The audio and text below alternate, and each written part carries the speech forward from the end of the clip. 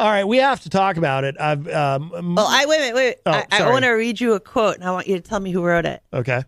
His behavior has become adversarial and aggressive instead of professional and courteous. I do know who said that. Who said that? The great Daryl Hall. Correct. Ding, ding, ding, ding, and ding, what ding. what is shocking to me is who he said it about. Yeah, that's the hard part. The great John Oates. This took me by surprise. Like, I didn't see this coming in any way, shape, or form. I thought they were still touring together. Yeah, they apparently they last toured in 2021, I think. I honestly didn't realize that they'd gone there. Yeah. This is bizarre. Yeah, it's like, watching this happen with, of course, Daryl Hall versus John Oates. It's not Daryl Hall and John Oates anymore. It's Daryl Hall versus John Oates. Yes. It's reading this and reading these articles and these quotes of them sniping at each other. It's like some of you might relate to this. It's like, to me, it's like lying in bed at night and hearing my parents argue. For those of you who've experienced that when you're a kid, how awful that is. Right? It's like that. It feels like that. Paul went forward and said, "It appears to me that John Oates' intent has become to burden and harass me without regard to my interests as his business partner or the interest of WOE." WOE, of course, is Whole Oats. Is it Enterprises? Yes. Whole Oats. Yes. Because they had an album. Hall & Oates had an album named Whole Oats, which that was very early in their career, and they chose that title with no apparent sense of cringe. It was clever. No, that's not. Yes, it's clever. As a lifelong fan of Daryl Hall and John Oates, I am almost as horrified at the fact that there exists an album called Whole Oats as I am at the fact that they are getting this, what Daryl Hall has termed a global divorce. Global because the whole world is talking about this. And it's very upsetting. They should have called it Hall Oats. Ha. Just like one word. Hall Oats. Why? Stop, because I thought it was funny. Oh, You're a brat. Whole Oats. I think Whole Oats is clever. I don't. I do. So part of what is so surprising about, I've been paying attention to this is not, let me put it this way. The fact that there's some sort of issue between them, which there clearly is, and it seems to be business-based, a professional business disagreement that seems to have become personal, but there's much that we still don't know. But the fact that there is any issue at all is not completely surprising to me, and I'll tell you why. And I haven't, I'm going to just make some observations that I've heard other people sort of hint at, but nothing. I'm going to go a little deeper on this because hopefully you're all as fascinated by the drama of Daryl Hall and John Oates as I am. There's a word for that the youth have now. That the youth has? Yeah. Spilling the tea. Oh, spilling the tea. Well, that's supposed to be gossip now. That's right. New woke move, or not woke. The new, what do you call it? I don't know. I don't drink tea, but if I did, I would spill it because I'm clumsy.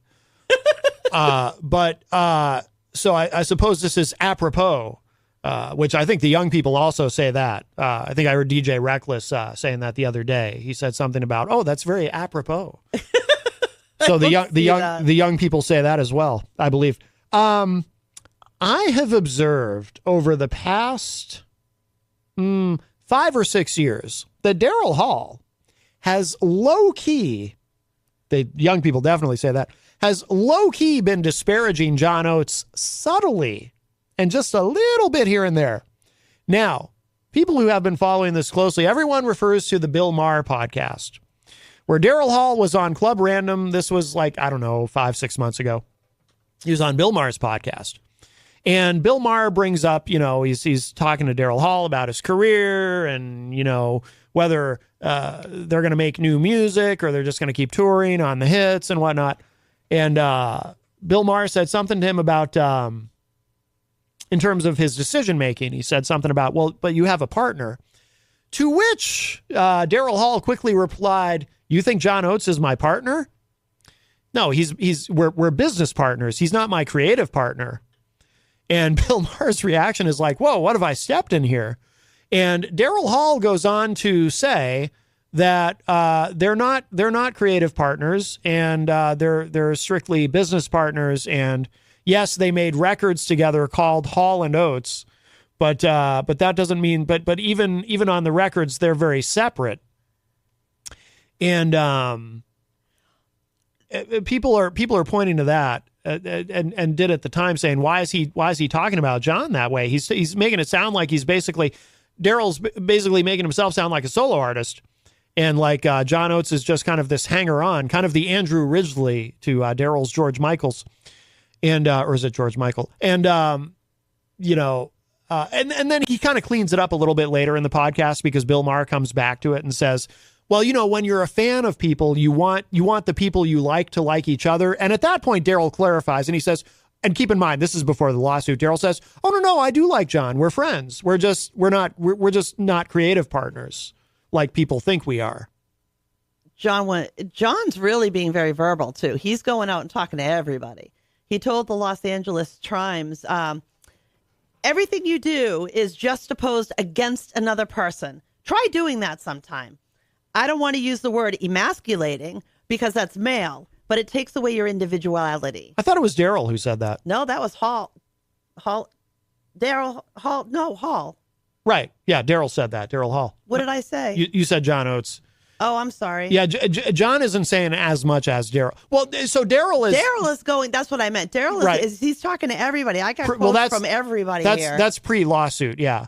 So Daryl, well, that's what I mean, though. Daryl, for a while now, for about 5 or 6 years, has been trying to kind of distance himself. And I have a theory about this. And I found a podcast that Daryl was on. This was a while ago. This was a couple of years ago. I found a podcast interview because neither of these guys really do a ton of interviews, but I found one from a number of years ago where Daryl kind of strongly implied that some of those songs that are credited, where both he and John are credited as songwriters, it was really mostly Daryl, and that they were never creative equals, and that it's more of a 90-10 partnership. So he's been kind of disparaging John for a while. My understanding is the big thing about this is all about creative control over their names, their music, things of that nature. But prior to this lawsuit, Oates already sold a good chunk of his. They both did together. So there's a third party they already that sold owns, off part of their publishing. So it's this company, Primary Hall, Wave. I think Hall is afraid that if Oates sells his to this third party, now some third party has controlling ownership over their entire catalog, their name, their everything.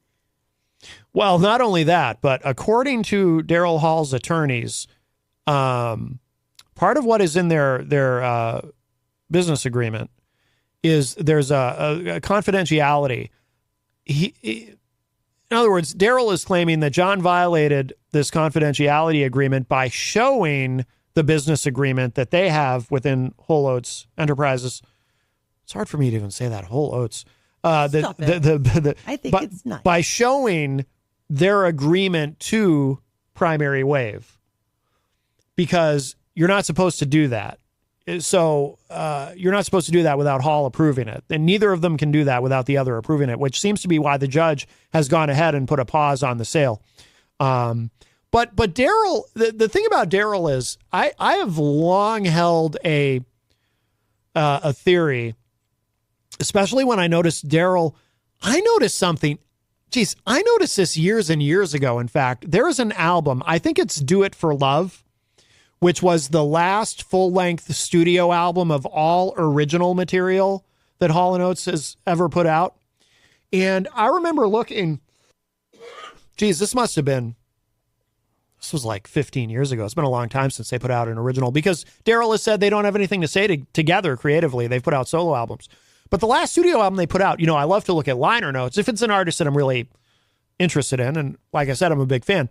And I remember looking at the liner notes, and there's a section where, Daryl thanks, you'll see that in albums. Daryl thanks these people, and John thanks these people. And I notice in the section where it says Daryl thanks, he says something like, I want to thank my musical team. And then he lists off all these names. And I remember thinking, that's interesting. I want to thank my musical team and not our musical team. That's a good point. And I remember noticing that. And I think if you looked at the part where John thanks everybody, he actually mentions Daryl. But it's like Daryl never mentions John. My long-standing theory has been that, and forgive the pop psychology here, but I think Daryl resents John Oates, because I think Daryl likes to think of himself as a solo artist. I think that's part of why he started Live at Daryl's House, which is a great series. I love, I can get lost in watching those online. But I think that Daryl has always seen himself that way. And I think he kind of resents, when he's done solo albums, like I remember when I was a kid, he released a solo album called Three Hearts and the Happy Ending Machine. There's a song called Dreamtime, which was the first single, which was a pretty big hit, but not on the scale necessarily of what Hall and Oates has accomplished. Hall and Oates together, they're the biggest selling duo in pop history. And I think Daryl kind of resents being tied to John in that way. That's so sad. Yeah, it is. But that's my theory. Why? Because even in interviews, I remember recently I saw an interview that had resurfaced from a couple of years ago where Daryl Hall is talking about Primary Wave owning the publishing on a lot of their material. And he refers to it as my material. He doesn't say our material. He says, I don't like this company that, it seemed like a good idea at the time, but I don't like them owning all of my material. It's just, he tends to talk like that. He tends to refer to, and it hasn't always been that way. Of course, back in the day, it wasn't that way. But I've noticed that over the past 5 or 6 years, he almost talks about himself, unless John's name happens to come up, like he's a solo artist. The other thing I will say is Daryl, don't get me wrong, I love Daryl Hall, huge fan of his music, and the show Live at Daryl's House is great and everything. But he has a reputation for being a little bit of a diva, whereas John Oates has a reputation for just being the salt of the earth. The only person I've ever seen say anything negative about John Oates is Daryl Hall in recent days since this lawsuit was filed. Other than that, nobody's ever said a bad thing about John Oates. I also wonder, is there some resentment on Daryl's part? Because Daryl, if you hear him now, he can't sing like he used to. And that's fine. He's 77 years old and your voice changes. But John Oates, if you go online, let me put it this way. If you go online and you listen to Daryl Hall singing recently, you might notice a change. He still sounds great. Don't get me wrong. He's one of the greatest singers ever.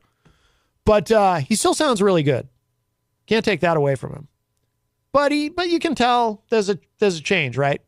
But if you go online and you find a video of a recent John Oates show, John Oates sounds incredible. And I remember finding a YouTube video of John Oates singing Out of Touch. You know the song Out of Touch? Yeah. Of John Oates singing it at one of his solo shows. And somebody it was like somebody read my mind, because somebody in the comments, I don't usually bother to look at the comments, but for some reason on that one I did. Somebody actually commented on the video, wow, John sings better than Daryl now. It used to be the other way around. And so I wonder if Daryl resents John for that too, because John's voice has clearly not diminished, whereas Daryl's has. And Hall is actually actively touring as a solo act. They both are. Yeah, they both are. Well, Hall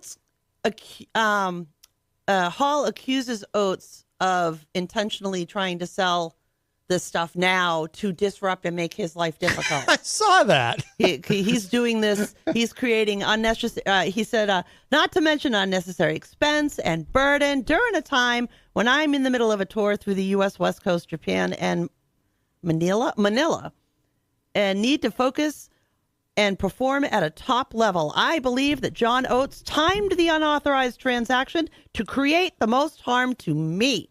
Respectfully, he must be stopped from this latest wrongdoing and his malicious conduct reined in once and for all. Wow. Wow. Wow. Oof.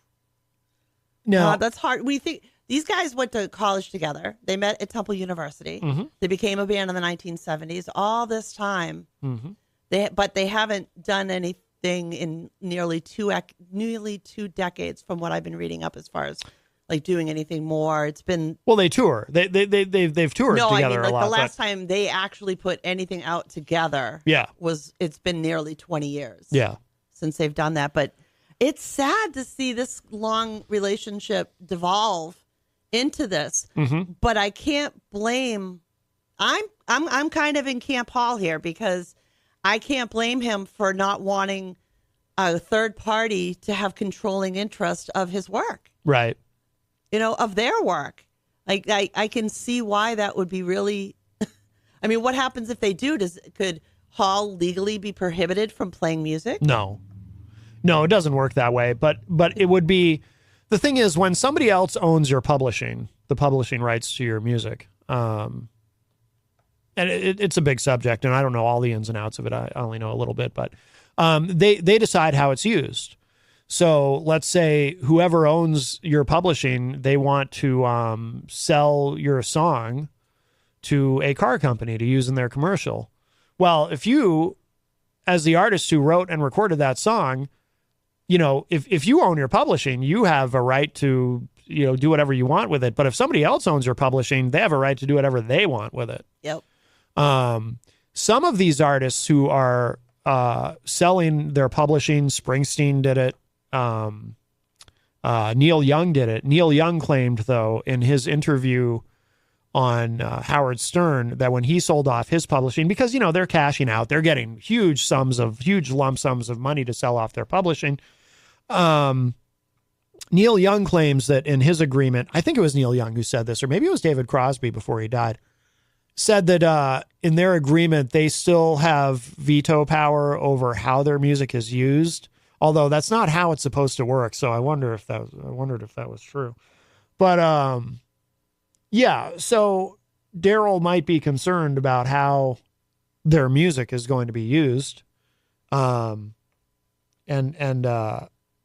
if it's true that John Oates violated that confidentiality agreement, then that's a problem. Absolutely. I tend to be on Team Oates, though, Team John, because first of all, the mustache. Oh, come on. Truly one of the great mustaches. That is not a reason to get a higher up. No, listen. No. That is John Oates in the 80s. For you youngins who might not know, you'll have to go back and look. Go to Google Images, type in John Oates. He had a mustache that rivaled Tom Selleck.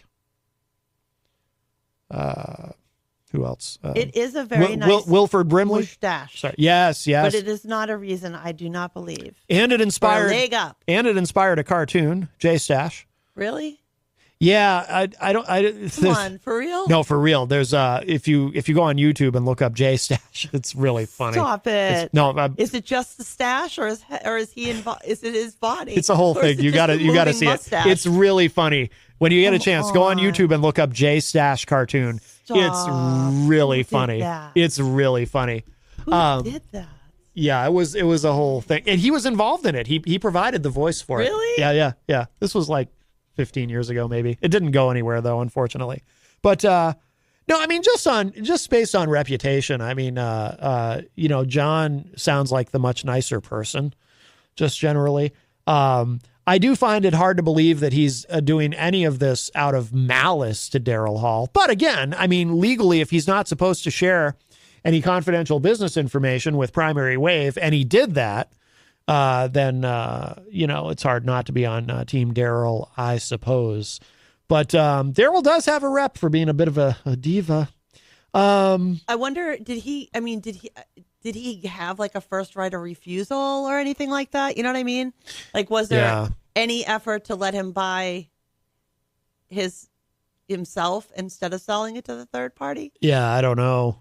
That would make sense to me. Like, first, hey, buddy, do you want it? I'll sell it to you. I don't want it anymore. I want the money. I'll sell it to you. Yeah. But, yeah. Yeah, there's a lot that we still don't know, but more details keep trickling out. What we do know is their relationship feels like it's irrevocably. They've lost that love and feeling. Yes. Whoa, that love and feeling. What's your favorite Daryl Hall and John Oates song? It kind of changes. I mean, I think probably Out of Touch is the one that I've listened to the most over the course of my life. I love Family Man, which at one point was famously banned here at WMNH. Yeah. Peter did that. Peter White. He detests Family Man. Not a fan of Family Man. I'll tell you, it was a whole thing. You know what we had a lot of long time listeners might know about that. It's a lot to explain. It was a whole bit it was one of those bits that sort of enveloped both this show and the morning show, and we had a lot of fun with it. It was a number of years ago now. But my one regret about that, I wish that had all happened around April 1st of that year, because I would have loved to have come in as an April Fool's joke, come in to do my show and just play Family Man for 2 hours. I think that would have been hilarious, but the timing of it didn't work out. It wasn't during the month of April or going into April that all happened. Oops. But we had a lot of fun, the famous Family Man saga. But the other thing about this is, I remember within the last year reading an interview with John Oates before all of this happened, where somebody asked him about, do you guys ever fight? Do you guys ever argue and disagree over anything? And he said, and Daryl Hall had said this too in the past, that the two of them in their 5 decades of working together had never had an actual argument. How can they be so distant now then? I know. Like if they were, I don't buy it. Come on. Oh, that they'd never had an argument? Yeah. I mean, I'm sure they had disagreements, but yeah, they both claimed that they'd never actually yelled at each other or stormed out of the studio or slamming doors or anything like that. I could see that. But it stinks that they're so far apart from one another now. And then what happens if it is allowed to be sold to the third party? Does that mean that third party will have the control over everything? Because this is their name, their logo, their music. It's everything about them. Yeah. Yeah. Jeez. You know what's really sad too is this how they want to go out? I mean, yeah. I mean, just on putting everything else aside, just on a human level. I mean, Daryl Hall is 77 years old. John Oates is 75. And this is how it's going to... Doing it from 1970. This is how it's going to end? 2023. God, that part is heartbreaking to me. It is horrible. All that success, the biggest selling duo of all time, and this is how it's going to end?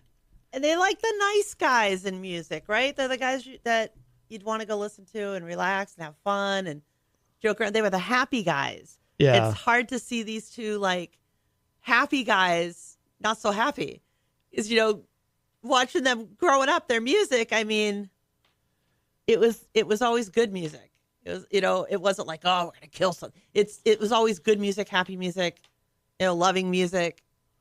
And they always seemed to be those people. It's hard to see them in this really negative, nasty light. Yeah. Where they're just at each other's throats, trying to hurt each other, basically. Yeah. Maybe they stayed together too long. Maybe. And grew to resent each other. Those people do that, relationships. I had a relationship too long. So, yeah, you sent me an article here from grunge.com about this. And, or actually, you also put it in the chat room and I clicked it. And just kind of scrolling down. Yeah, this one just came out. This article I just sent you from Grunge. Literally just came out within the few hours. So it talks a lot about their career and whatnot, but then it is scrolling down to the part where it talks about what's happened recently. It says here, Daryl Hall also seemed to resent, and that's the word that I used. I think he resents John Oates. He seemed to resent what his partnership with John Oates represented. He told the LA Times, quote, "Everything you do is juxtaposed against another person. Try doing that sometime. I don't want to use the word emasculating because that's male, but it takes away your individuality," unquote. Hall's annoyance at his lack of individuality could be why he hasn't worked together musically with Oates for a long time. He once again mentioned Oates on an episode of Club Random with Bill Maher. That's what I was talking about earlier, saying, quote, "He is my business partner. He's not my creative partner. We made records called Hall and Oates together, but we've always been very separate, and that's a really important thing for me," unquote. Oates additionally clarified that the pair aren't close anymore. In 2023, he told The Big Takeover, quote, "I think we have both grown apart professionally and personally. I think we both want to do something else," unquote. Then, in November 2023, Hall filed a lawsuit against Oates, as reported. The lawsuit falls under the contract debt category, and it says no further details have been released, but obviously some things have come out now. There is a TRO. There is a temporary restraining order preventing the sale from occurring. Yeah, that was a weird thing, too, because when this story first broke, everybody was like, oh, yeah. Everybody was like, "He got a restraining order against John Oates? Does he think John Oates is going to come beat him up?" And I remember reading that and thinking, no, I think the restraining order legally, I mean, I'm not a legal expert, but it has other applications. Like, you're trying to prevent somebody from doing something, which is exactly what this restraining order is about, trying to prevent John Oates from completing this, what has been deemed an unauthorized transaction. Most people don't hear that term unless it's in regards to some kind of violence, domestic violence or something like that. Right, exactly. You don't necessarily, but it applies in a lot of places. Yeah. But yeah, they cannot go forward with the sale until this is resolved in court or until the judge says to heck with it and lifts the restraining order. But I don't see that happening. I think this is going to be a long, drawn out court battle. Which is sad to say, but I think that's exactly what we're looking at. But it's funny, too, with the restraining order thing. And like I said, I kind of sensed that everyone was taking that the wrong way. But I also remember, too, just coincidentally, this was from, I'd seen the clip on YouTube. This would have been from, I don't know, at least 15 years ago. But Daryl Hall, he was a guest on the Howard Stern show. And you know how Howard is. He's always trying to find the dirt and always trying to be a little provocative. And he was asking Daryl, "Well, how come your partner's not here with you today? You don't like him, do you? I bet you guys argue all the time, right? Because you're the talented one, and he's just kind of the hanger-on." And at that time, though, Daryl was like sticking up for John, and he was like, "Oh, John's written a lot of our hit songs," but John Daryl also made a comment. Oh, because Howard asks Daryl, "But you could take him in a fight, right? You know, you're taller, so you've got reach on him. You could take him in a fight." And Daryl says something about, "Well, John was a wrestler in college. He was on the wrestling team. He could probably kick my ass." So I thought of that when I first saw about the restraining order. It's like, oh, maybe Daryl really is afraid of John Oates, but no. I would be afraid of the mustache because that could be a sentient being, much like AI could be someday. But yeah, it's the whole thing is just very sad. Very sad. It is. But it's a huge issue. It's a lifetime of work. Mm-hmm. A ginormous catalog. Mm-hmm. Isaac Banks says in the chat room that his favorite song is "Private Eyes" by Hall and Oates. Yes. What do you think? There's someone that claims to have a list here of Daryl Hall's 5 favorite Hall and Oates songs. Think you can get one? Think you can guess? Well, I don't know if Daryl feels this way, but I've heard John Oates say in multiple interviews. Oh, wait, no, I'm sorry. It was Daryl who said this. So "She's Gone" has to be on the list because Daryl has said in interviews that is the best song that he and John Oates ever wrote together is "She's Gone." First one on the list was "She's Gone." Yeah, yep. Yeah. You want to take a stab at any of the others? 4 more. What else? His favorite? Yeah, it's hard. You got to guess his favorite. "Wait for Me," maybe? Nope. Because he likes to really milk that one when they do it live. Oh God, I can't go for that. Nope. I don't know. I give up. They've got so much. So the winning songs are "One on One." Okay. "You Make My Dreams." Yeah. "Every Time You Go Away." Mm-hmm. "Sarah Smiles." Sarah Smile. Yeah. Sarah Smile. Sorry, I pluralized it. and then she's gone. Those were the 5 songs listed as Daryl Hall's favorite Hall & Oates songs. Ah. Does that surprise you? No. No. Every time you go away, by the way, for anyone who doesn't remember that song, you might remember Paul Young's version of it. Paul Young in the 80s did a cover of that and had a huge hit. But that was actually a Hall & Oates song originally. And did they ever actually record their? Yeah, they must have recorded their version. But there's also a live version. They also did it when they did the Live at the Apollo. They performed that live. And I prefer Daryl singing it. Isaac Banks says in the chat room, my favorite song is I Can't Go For That, No Can Do by Hall & Oates. He keeps changing his mind. He said it was something else. He said before it was Private Eyes. I wonder about this company, Primary Wave. Like, how many catalogs do they own? It makes you wonder. Probably quite a few. What kind of a collection they've got going. Yeah. Yeah, it's big business. I'm curious. I wonder if I can find out any more about them. But a lot of these artists are cashing out and just selling off their publishing. Oh, boy. They also own Ray Charles, Bob Marley, Whitney Hughes, Burt Bacharach, Smokey Robertson, and the Four Seasons, to name a few. Yeah. Since 2016, apparently. They're out there. Well, it's a very lucrative part of music that doesn't get talked about that much publicly. Yeah. Is all the royalty and the right side of it. Well, you know what the most infamous in modern musical history, you know what the most infamous example is, right, of somebody purchasing somebody's publishing? Prince. What do you mean? Prince.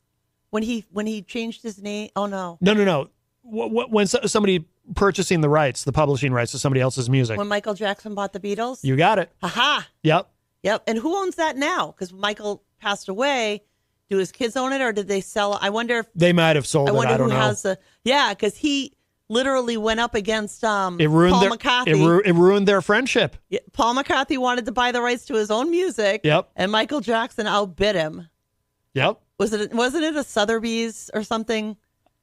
It was some kind of auction. Yeah. Yeah. Well, because you bet you didn't think I'd guess it. Huh? Yeah. Paul McCartney was very bitter over that because he thought Michael Jackson was kidding. You know, they had a hit song with Say Say Say, and didn't they have 2 hit songs together that they did? But Paul McCartney talks about a conversation he had with Michael Jackson, where Michael Jackson told him he was going to buy his songs. He was going to buy the publishing of the Beatles, and McCartney thought he was kidding, and then it happened. And I think that I don't know if they ever spoke to each other again. Well, I wouldn't want to. Yeah, like, McCartney you're supposed was to be my buddy. How do you buy my music out from under me? That's crazy. It is. It's crazy. But companies like Primary Wave, they're getting quite the catalog. So yeah, I don't know how I feel about that. I like artists owning their own stuff, But yeah, but if they want to sell it and cash out, yeah. It's just, I don't know. I think John Oates is saying, I'm going to cash out, I mean, again, these guys are, It's not like he's going to pass it down. You know what I mean? Like, well, yeah, no, he could. I mean, no. But it's not like there's going to be any more creativity coming out of it, I think is where I'm kind of trying to go from. Yeah. It's like, when these guys are gone, it's over. It doesn't continue. So maybe he just wants to put a period in it and walk away. Yeah. But I don't blame Hall for being worried about somebody else having the right to, sell chicken to their music. Right. Yeah. I was trying to think of what Hall & Oates song would go well in a KFC ad, but nothing comes to mind. I Can't Go For That. No, because they want you to buy their chicken. They want you to go for it. Yeah, you can't do that. I won't go for it. Maybe Wait For Me. You think? Yeah, because if you're saying, you're going to KFC, wait for me.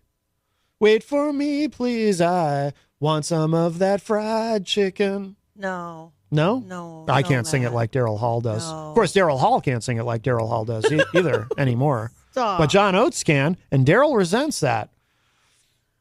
Apparently, a great deal. There'll be more to come out of these two. I suspect that this is not going to be a quickly resolved issue.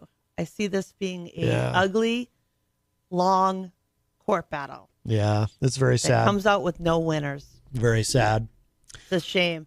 Come on, can't we all get along? Kumbaya moment. Well, dang it. There's our dang it. There's our eulogy for the great Daryl Hall team of Daryl Hall and John Oates. All right, we got to Oats. You love it. I love it. I don't. Whole Oats. Bothers me. It's the worst Rolls album. Right off the tongue. Worst album title ever. It's their company name too. By the way, have you ever noticed some of their albums? They don't even say. Some of them say Daryl Hall and John Oates. Some of them don't. Some of them say Daryl Hall, John Oates.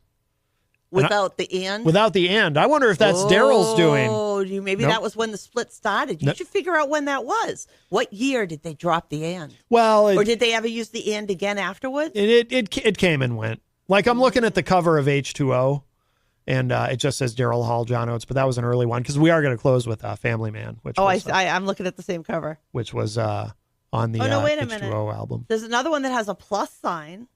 Oh, really? Yeah. I'm looking at the cover of the single for Family Man. It just says Daryl Hall, John Oates. There's no and or plus or anything. Is that the one that has like the yellow and red star behind it? There's no star, but I don't know. Anyway, well, it doesn't matter. It's flat. We got to go.